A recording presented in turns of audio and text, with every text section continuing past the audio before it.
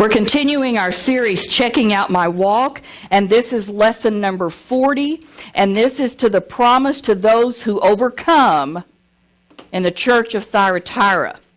I just want to do a quick review for about 5 minutes to remind us in the book of Revelation, the whole scope of the book of Revelation is to reveal Jesus Christ.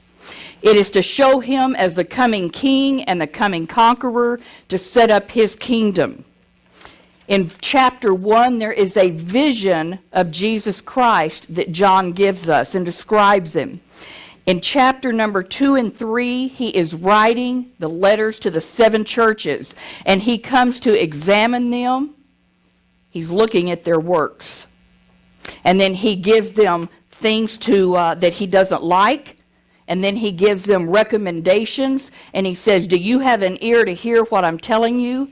And then he gives promise to those who will listen and overcome whatever that problem is.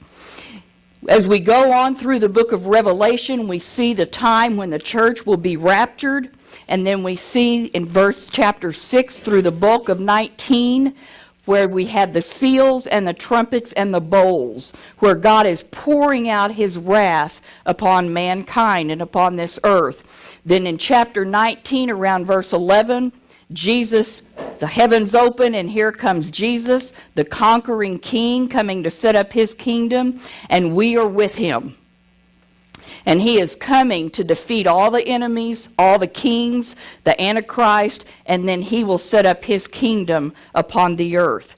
As we look at the letters to the 7 churches in Revelation 2 and 3, we are looking at them now in the context of the promise to those who overcome.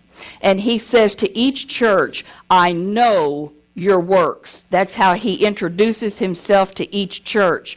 Now, we have been studying the churches for all of 2015, and we have gone into their history. We did a lot of studies on paganism and so forth in the cultures of the town.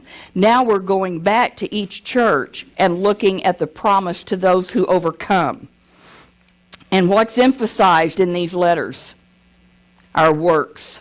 Are these works for salvation? No. Our justification, salvation has nothing to do with these letters when he's examining our works.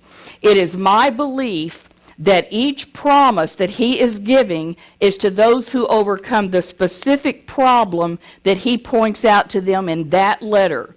There were specific problems in Ephesus, in Smyrna, and Pergamos, and now today, Thyatira. There is a different solution for each problem because the problems are different, therefore his solutions are different. And then there's different promises for each problem that you overcome. Now on your chart, as you can see, I've taken the first 3 churches that we have looked at. And we are going to see exactly what he said to these churches. In Ephesus, he says, I know your what? Your works. You are serving. You are sacrificing. You are steadfast. You are a suffering church, and you are separated. He gave them many commendations, did he not? Yes, a lot of good things going on in this church. He said, however, I have how many things against you? 1. You left your first love, your first works. So why are they doing all of this stuff? They're suffering, they're sacrificing. Why are they doing all of it? They're doing it in the flesh for sure, because this is just what a Christian does. Very much my life for about 30 years. Why am I down here on Sunday? Why was I doing this? Why was I doing this? Why was I doing this? He could say, Francine, that's great. You're doing this, you're doing this, you're doing this. The problem is you don't have that fellowship with me. You don't have that quiet time. You've left your first works. So everything I'm doing is out of, shall we say, duty, maybe obligation, or we're trying to please him.